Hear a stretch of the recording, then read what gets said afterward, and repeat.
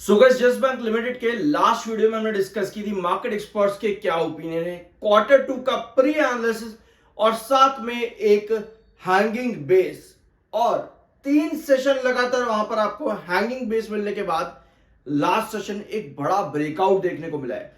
अब हमारी नजर वही रहेगी 2024 पर, जहां 2024 में 24 रुपीज के बाद यस बैंक लिमिटेड का मोमेंटम देखने को मिला था। लेकिन अब मार्केट एक्सपर्ट्स के ओपिनियन बदल चुके हैं और एक अपडेट भी है। सभी चीजों को देखेंगे। वी आर NISM 7 सर्टिफाइड, तो सब्सक्राइब जरूर कर देना, इंपॉर्टेंट लेवल। और आपको ये चीजें समझने वाली, आपको बहुत बार देखने को मिलता है इस तरह का मोमेंटम। अभी यहां पर देखो स्क्रीन पे एक बार,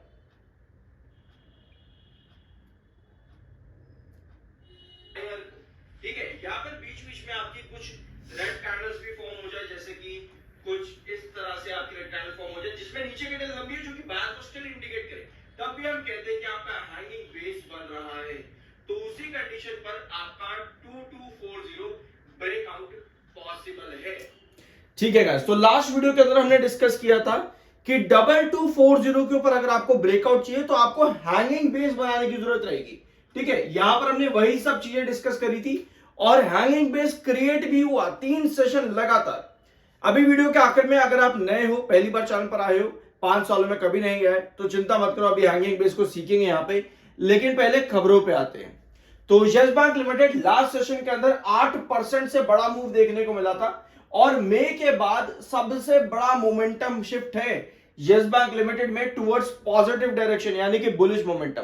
ठीक है, सो अब प्रशांत कुमार जो कि कंपनी के MD एंड CEO हैं, इनका स्टेटमेंट क्या देखने को मिल रहा है। इनका स्टेटमेंट है कि अब यस बैंक लिमिटेड SMBC के साथ मिलकर स्ट्रैटेजिक कोर्स डेवलपमेंट करेगा, लेकिन अभी भी कंपनी को जरूरत नहीं है किसी भी स्ट्रैटेजी को बदलने की।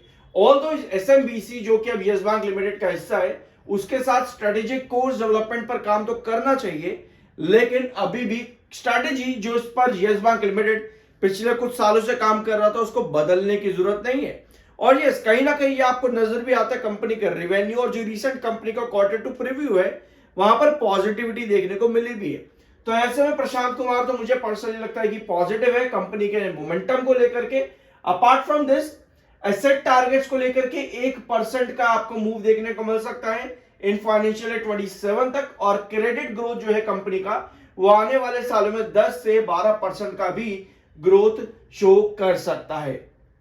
तो ये कंडीशन है अभी यस बैंक लिमिटेड में। लेकिन मार्केट एक्सपर्ट्स पूरी तरह से बेयरिश हो चुके हैं। अकॉर्डिंग टू 11 में से 9 मार्केट एक्सपर्ट्स का मानना है कि आपको यस बैंक लिमिटेड में से इस समय एग्जिट कर देना चाहिए, और बाकी बचे 2 का मानना है कि आपको अभी होल्ड करके रखना चाहिए। लेकिन 11 में से कोई भी मार्केट एक्सपर्ट्स यहां पर एनालिस्ट अभी यस बैंक लिमिटेड में नहीं है जो कि आपको यहां पे बाइंग की रेटिंग दे रहा हो। तो अगर आप चाहो तो इन 3 लाइंस को रीड कर सकते हो। बट आपका क्या ओपिनियन है कि यस बैंक लिमिटेड यहां से एक बड़े मोमेंटम के लिए जा रहा है या फिर अभी और समय लगेगा? कमेंट बॉक्स में अपना ओपिनियन यस या फिर नो में आप जरूर शेयर कर देना। क्वार्टर टू के नंबर्स की डेट कंपनी ने अनाउंस कर दी है। 18 अक्टूबर कंपनी की कॉन्फ्रेंस कॉल देखने को मिलेगी, जहां पे कंपनी अपने क्वार्टर टू के नंबर्स भी अनाउंस करेगी और सीनियर एग्जीक्यूटिव्स पार्टिसिपेशन भी कंपनी में देखने को मिलेगा। अगर आपको यस बैंक लिमिटेड का क्वार्टर टू का प्री एनालिसिस चाहिए तो कमेंट बॉक्स में Q2 जरूर मेंशन कर देना। बहुत जल्द हम इसका प्री एनालिसिस डिस्कस कर लेंगे। MFI 82.5 का है, 83.1 का आपका RSI। टेक्निकल्स बेयरिश ओवरबोट में है और लास्ट सेशन ब्रेकआउट्स जो आपके मिले, जो अभी हमने डिस्कस किया पिछले वीडियो में, क्या पॉसिबिलिटी हमने डिस्कस करी थी, वहां पर ये था आपका हैंगिंग बेस। ये था आपका हैंगिंग बेस। 3 सेशन लगातार यहीं पर ये आपको सस्टेनेबिलिटी दिखी और अगले ही सेशन बड़ा ब्रेकआउट बना है 24.00, 24 रुपए एग्जैक्ट आपकी क्लोजिंग आई है as per money control chart pattern.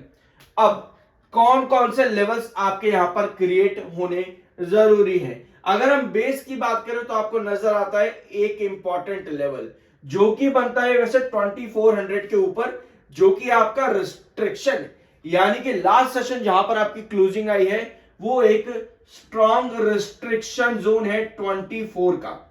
कोई भी रिस्ट्रिक्शन जोन को ब्रेक करने से पहले आपको उसके नीचे एक हैंगिंग बेस बनाना पड़ता है, बिल्कुल उसी तरह से जिस तरह आपका पहले चला था 22.40 पे, और लास्ट वीडियो में हमने डिस्कस भी किया था यहां पर ये वाला चार्ट आपका, ठीक है। तो बिल्कुल उसी तरह से जो कि आपका 24 एक पुराना बेस है, इस बेस पर वापस आने के लिए आपको 24 पर हैंगिंग बेस क्रिएट करने की जरूरत पड़ेगी। अब भैया वो कैसे, ध्यान से सुनो।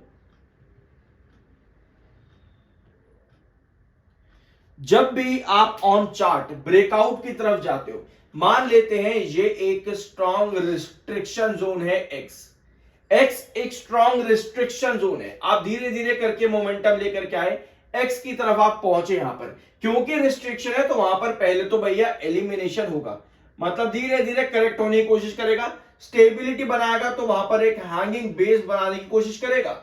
और जैसे ही एक हैंगिंग बेस का ब्रेकआउट सस्टेन करता है कुछ इस तरह की पोजीशन पे, उसको कहते हैं सस्टेनेबल ब्रेकआउट। और फिर वहां से जब आपका मोमेंटम शिफ्ट होना शुरू होता है कैंडल्स की फॉर्मेशन में, जैसे कुछ इस तरह की कैंडल्स आपकी फॉर्म होनी शुरू होती है, उसे कहते हैं कंसोलिडेशन, और उसके बाद मिलता है फर्दर ब्रेकआउट। अभी यस बैंक के कंपैरिजन में 24 रुपीज आपका क्या है, इंपॉर्टेंट रेस्ट्रिक्शन है, जहां पर आपकी क्लोजिंग आई लास्ट सेशन में। तो कमिंग सेशन में हमें जरूरत है एक बेस बनाए 24 पे, ताकि सस्टेनेबिलिटी आपकी क्रिएट हो सके।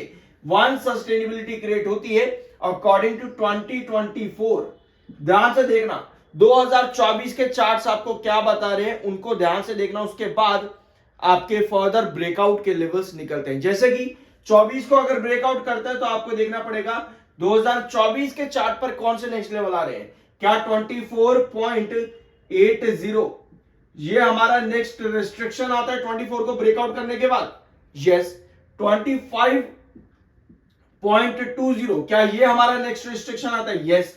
बट अगर 24 पर सस्टेन नहीं कर पाता तो हमारा पुराना रिस्ट्रिक्शन क्या था जहां पर बेस बनाएगा, क्या वो 23.50 था? तो भैया उसको एज अ बेस मार्क करो।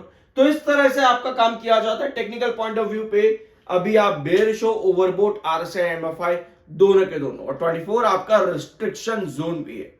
बाय सर की कोई रिकमेंडेशन नहीं, वो आपकी अपनी मर्जी और ओपिनियन होना चाहिए। We are NISM 7 certified, subscribe के बिना मत जाना।